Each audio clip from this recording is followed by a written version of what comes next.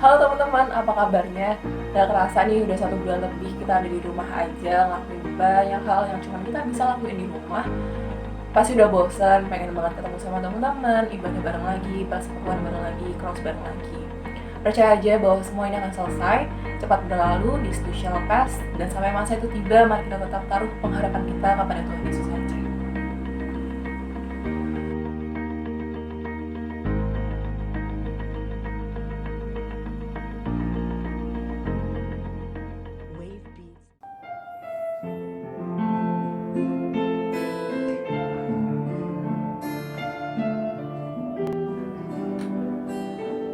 Mari kita angkat pujian ini. Ku percaya saja. Sungguh besar setiamu, Kau nyatakan bagiku. Kau Bapa yang selalu mengerti isi hatiku. Kemuliaan-Mu Kau janjikan, aku tetap percaya. Ku percaya janji-Mu ajaib terukir dalam kehidupanku. Ku berserah di dalam kekuatan-Mu.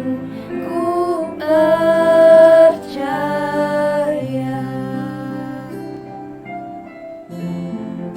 Mari dengan hati yang sungguh-sungguh kita naikkan pujian ke hadapan Tuhan. Kita tahu bahwa hanya Tuhan yang mengerti hati kita. Sungguh besar setiamu. Sungguh besar setiamu, Kau nyatakan bagiku. Kau Bapa yang selalu mengerti isi hatiku.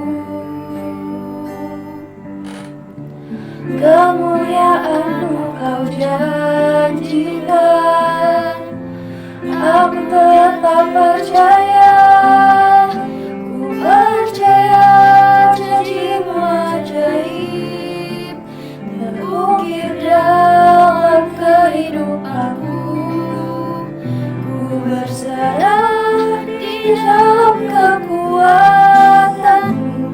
Hanya Kau segalanya bagiku. Ku percaya janji-Mu ajaib terukir dalam kehidupanku. Ku berserah di dalam kekuatan-Mu. Ku percaya. Tak akan ku takut, tak akan ku gentar. Kaulah imanku, Kaulah Tuhanku. Tak akan ku takut, tak akan ku gentar. Kaulah imanku, Kaulah Tuhanku.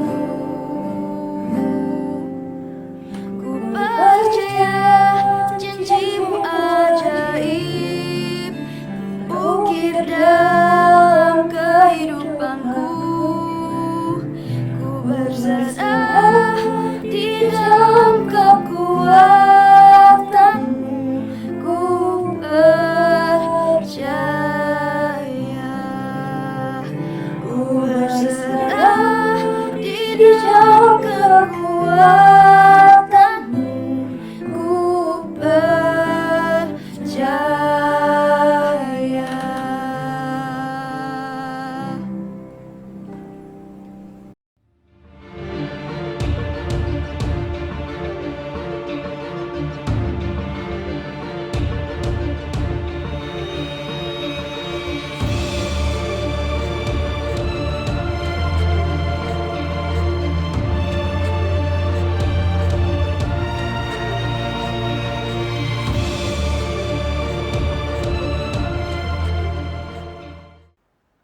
Halo teman-teman remaja, jumpa lagi di dalam SNG, Stadion Next Generation Online Fellowship pada hari ini. Nah, kita bersyukur Tuhan masih menjaga kita, memelihara kita dengan kesehatan yang baik. Kita bersyukur untuk semuanya ini. Nah, hari ini saya ajak kita bersama-sama melanjutkan apa yang menjadi pembahasan kita bulan ini, yaitu kitab Filipi.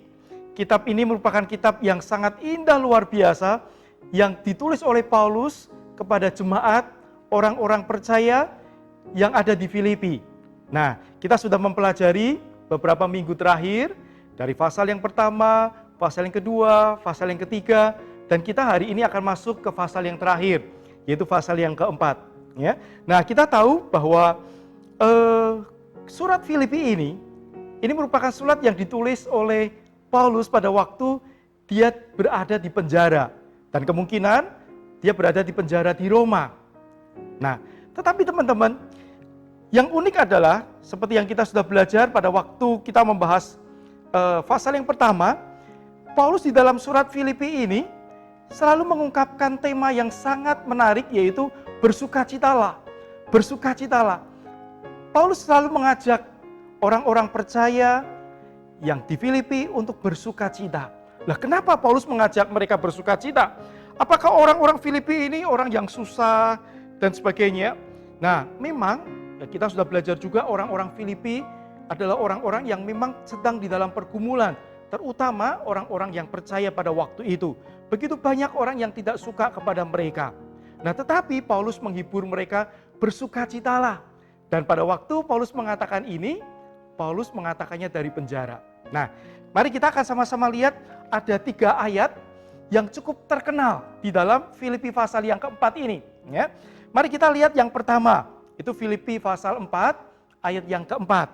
Nah, di situ dikatakan begini, bersukacitalah senantiasa dalam Tuhan. Sekali lagi kukatakan bersukacitalah. Nah, di pasal ini yang terakhir, Paulus mengajak untuk bersukacita lagi.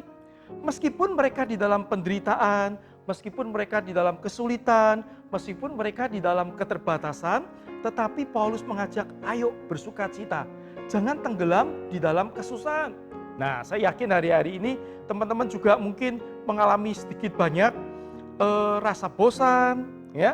Mungkin juga kepingin pergi sudah tidak bisa pergi, menahan diri untuk bermain dengan teman-teman, pasti menimbulkan rasa susah tersendiri. Ya, apalagi mungkin di rumah, bertemu dengan kakak, adik, dan mungkin harus ribut dengan kakak, adik berkali-kali dalam sehari, sehingga membuat kita itu merasa, aduh, kapan ini coronanya akan berakhir? Ya, nah tetapi Paulus mengingatkan bahwa bersukacitalah senantiasa, artinya bersyukur kepada Tuhan, bersukacita. Kenapa? Karena kita ada di dalam Tuhan. Bersukacita bukan karena kita bisa pergi ke mall. Bersukacita bukan karena kita bisa makan enak terus di restoran. Tapi bersukacita karena kita ada di dalam Tuhan. Kita tahu Tuhan memelihara kita. Kita tahu Tuhan beserta kita. Kita tahu walaupun hari ini kita tetap tinggal di rumah, tapi kita masih bisa makan. Hari ini banyak orang yang juga kesulitan untuk bisa makan. Tapi bersyukur Tuhan masih memelihara kita. Justru ini kesempatan kita juga untuk bisa berbagi kepada orang lain. Nah, itulah sebabnya Paulus mengingatkan walaupun dalam keadaan apapun, ingat kita itu punya Tuhan. Tuhan ada di dalam hati kita. Ya. Nah, sehingga pada waktu Tuhan ada dalam hati kita, ayo Paulus mengajak bersukacita. Jangan cemberut, jangan mengeluh, tapi bersukacita. Maka kita akan melalui hidup kita itu dengan penuh kegembiraan. Ya, penuh semangat tiap hari walaupun kita ada di rumah. Amin, teman-teman. Ya. Nah, ayat yang kedua yang menarik adalah ayat pasal 4 ayat 6. Di situ dikatakan, janganlah hendaknya kamu khawatir tentang apapun juga, tetapi nyatakanlah dalam segala hal keinginanmu kepada Allah dalam doa dan permohonan dengan ucapan syukur. Nah, ini juga adalah ayat yang cukup terkenal di dalam Filipi pasal yang keempat.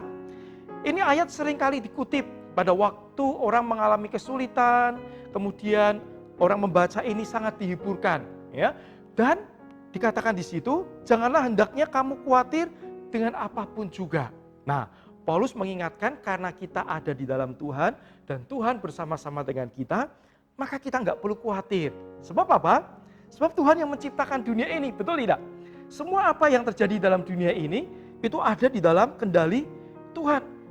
Kalau Tuhan mengendaki itu terjadi, pasti Tuhan akan menolong kita, menguatkan kita. Nah, sehingga kalau kita ada khawatir, terpikir apa, membuat hati kita susah, maka Paulus mengingatkan, jangan khawatir. Tentang apa?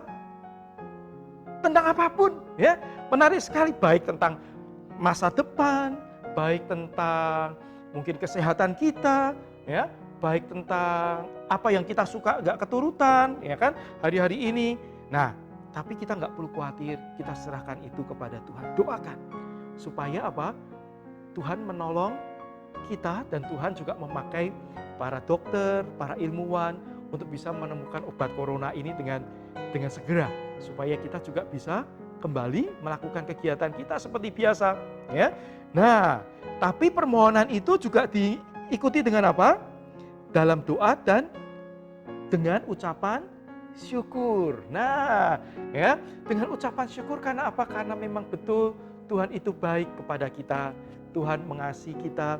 Maka tidak ada sesuatu yang bisa kita ungkapkan kepada Tuhan selain ucapan syukur. Bukan keluhan, tapi ucapan syukur kepada Tuhan. Nah, saudara, teman-teman, ya, itu ayat yang terkenal dari Filipi. Tadi yang pertama, bersukacitalah senantiasa dalam Tuhan. Sekali lagi kukatakan bersukacitalah.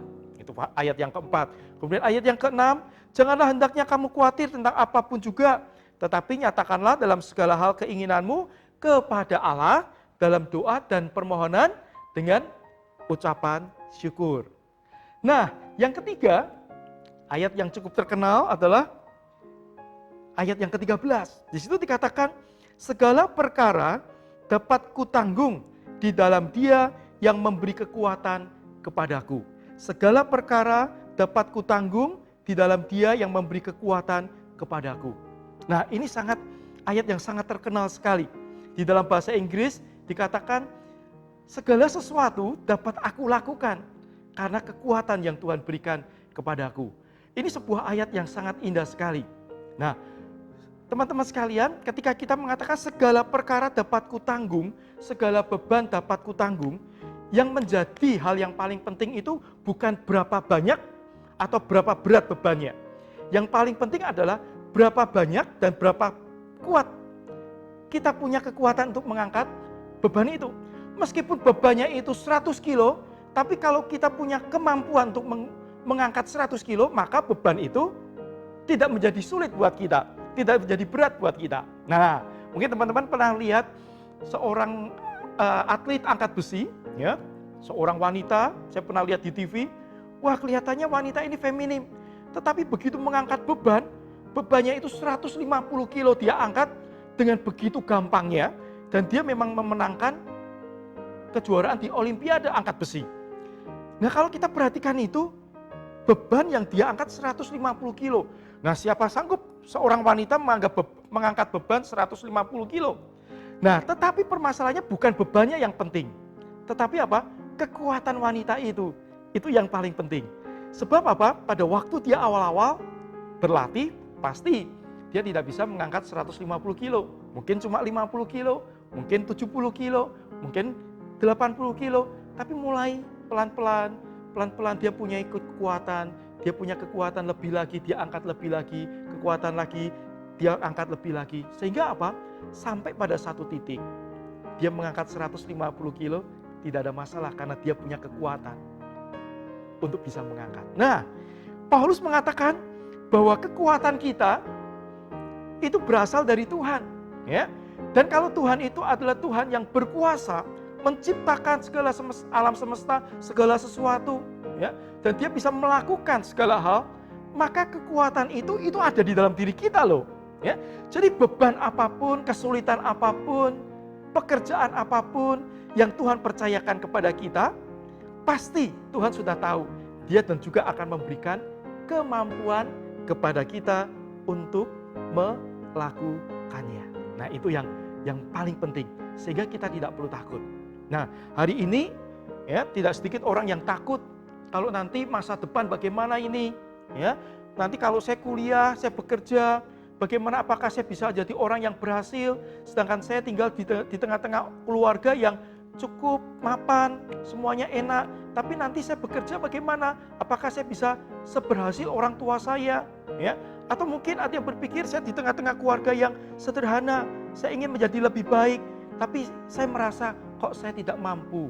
Nah, teman-teman sekalian, ketika kita ada di dalam Kristus, ada di dalam Kristus, itu tema dari Paulus di kitab Filipi juga, di dalam Kristus, maka segala kekuatan itu bisa ada pada kita. Nah, teman-teman, pada waktu kita remaja begini, ya, kita perlu mempersembahkan hidup kita kepada Tuhan. Minta Tuhan yang mengatur, bukan apa yang menjadi keinginan kita untuk masa depan, tapi apa yang menjadi keinginan Tuhan untuk kita. Ketika keinginan Tuhan untuk kita, maka Tuhan yang akan memberikan kekuatan. Itulah sebabnya kita perlu berdoa kepada Tuhan begini, ya. Tuhan, apa ini rencanamu untuk aku? Pimpinlah aku supaya aku tahu apa yang menjadi kehendak-Mu di dalam hidupku. Dan apapun yang Tuhan mau percayakan kepadaku, seberat apapun pekerjaan, seberat apapun pelayanan yang Tuhan ingin kerjakan lewat aku, berikan itu Tuhan, tidak apa-apa. Tapi satu hal ya Tuhan, tolong berikan aku kekuatan untuk bisa melakukan semuanya itu. Nah, sehingga ketika kita menyerahkan diri seperti itu kepada Tuhan, maka walaupun kita hari ini merasa tidak sanggup, tapi kalau kita berdoa, Tuhan, beban apapun aku tidak masalah, berikan seberat apapun tidak masalah. Cuma satu hal Tuhan, berikan kepadaku kemampuan untuk menanggung, untuk melakukannya. Nah, saudara yang kekasih dalam Tuhan, teman-teman semua, ketika kita berdoa seperti ini dan kita hidup dengan penuh sukacita kepada Tuhan, oleh karena kita tahu kita ada di dalam Tuhan, kita sudah diselamatkan oleh Tuhan, kita mau berjalan bersama Tuhan, maka kita pasti akan mengalami kekuatan dari Tuhan yang luar biasa. Ya, nah kekuatan dari Tuhan itu bukan nanti pada waktu kita lulus sekolah, kuliah, bekerja, bukan nanti. Kekuatan dari Tuhan itu kita alami mulai dari sekarang, pada waktu kita studi hari ini, ya, pada waktu kita di rumah hari ini, kita meminta kepada Tuhan kekuatan. Hari ini apa yang menjadi kepercayaan Tuhan pada kita? Tanggung jawab yang Tuhan berikan pada kita untuk belajar mungkin, ya, mungkin juga untuk membantu orang tua, ya, membersihkan rumah, ya, membantu orang tua dalam pekerjaan mungkin, karena hari ini juga tidak sedikit orang tua yang mengalami kesulitan dalam pekerjaan. Mungkin kita bisa bantu itu, ya. Mungkin harus kita belajar juga di rumah main piano atau main musik, oleh karena orang tua kita sudah mengkursuskan kita musik, ya. Mungkin berlatih bernyanyi atau mungkin latihan apapun, ya, selain daripada kita bermain game dan lakukan aktivitas yang menyenangkan kita, tapi ada tanggung jawab yang Tuhan percayakan kepada kita. Mungkin kita pikir, waduh, bagaimana nih saya bisa, harus belajar, bantu cuci piring, bersih-bersih rumah, harus latihan ini, latihan itu, dan sebagainya, bantu orang tua kerja. Nah, kita berdoa sama Tuhan. Justru ini saatnya kita mengalami Tuhan seperti Paulus. Walaupun dia di penjara, walaupun dia dalam kesulitan, seringkali dianiaya dan sebagainya, tapi Paulus tetap punya kekuatan, tidak putus asa, tetap punya semangat untuk melayani Tuhan. Kenapa? Karena dia tahu ketika ini semua dipercayakan Tuhan kepada dia, maka dia tahu Tuhan pasti akan memberikan kekuatan untuk dia melakukannya. Nah, sehingga apa? Tidak usah pikir begitu banyak hal tentang tanggung jawab kita atau tugas kita. Tapi pikirkan satu hal untuk satu waktu. Kita kerjakan ini dulu, udah yang lain gak usah dipikir. Ketika ini selesai, masuk yang kedua, udah yang lain gak usah dipikir, kerjakan dengan baik.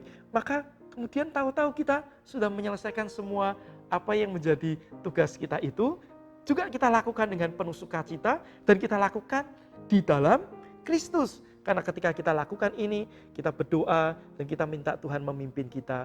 Kita lakukan ini dengan penuh sukacita, kita berdoa dan kita minta pertolongan Tuhan. Nah, sehingga ketika kita walaupun hari ini di rumah, ya, tapi kita tetap bisa menunjukkan sukacita, tidak khawatir, ya, dan juga penuh dengan kekuatan dari Tuhan, melakukan apa yang Tuhan percayakan kepada kita hari-hari ini. Amin, teman-teman. Ya, ini sebuah kitab atau sebuah surat yang sangat indah, yang dituliskan Paulus untuk kita semua juga, supaya kita punya kekuatan di dalam hal apapun yang kita alami, di dalam tugas-tugas apapun yang Tuhan percayakan, semuanya kita boleh lakukan itu di dalam pertolongan Tuhan, di dalam kekuatan Tuhan, sehingga kita bisa tetap memuliakan nama Tuhan. Mari saya ajak teman-teman semua untuk kita berdoa, sehingga kita pun juga boleh punya kekuatan yang dari Tuhan sendiri. Mari kita berdoa. Tuhan, kami sungguh bersyukur, Tuhan, dengan surat Filipi ini kami boleh belajar banyak dalam sebulan ini. Banyak pelajaran yang indah yang Tuhan berikan melalui Rasul Paulus. Dan biarlah ya Tuhan, tolong kami supaya kami betul-betul bisa hidup dengan penuh ucapan syukur kepada Tuhan, penuh sukacita, dan bagaimana kami boleh terus bergantung kepada Tuhan di dalam melakukan tugas-tugas kami. Tolong kami Tuhan di dalam masa kami di rumah, tidak lupa kami membaca Alkitab, tidak lupa kami berdoa kepada Tuhan, baik bangun tidur, baik sebelum tidur, baik juga ada waktu khusus kami berdoa untuk teman-teman kami, berdoa untuk negara kami, berdoa untuk bagaimana masalah corona ini bisa segera teratasi, berdoa untuk orang tua kami. Biarlah kami juga punya waktu-waktu untuk itu, sehingga kami boleh merasakan pertolongan Tuhan, merasakan sapaan Tuhan, lewat firman Tuhan, maupun juga lewat doa-doa yang kami naikkan. Tuhan, terima kasih, kami rindu bahwa semua apa yang kami lakukan dalam hari-hari kami, itu semua boleh memuliakan nama Tuhan. Terima kasih Tuhan, kami berdoa di dalam nama Tuhan Yesus. Amin. Nah teman-teman sekalian, bulan ini kita sudah membahas tentang Filipi, kita bersyukur kepada Tuhan. Biarlah ini boleh memperlengkapi kita, menguatkan kita, menjadi pegangan buat kita, menjalani hidup kita hari lepas hari. Tuhan memberkati, sampai jumpa teman-teman.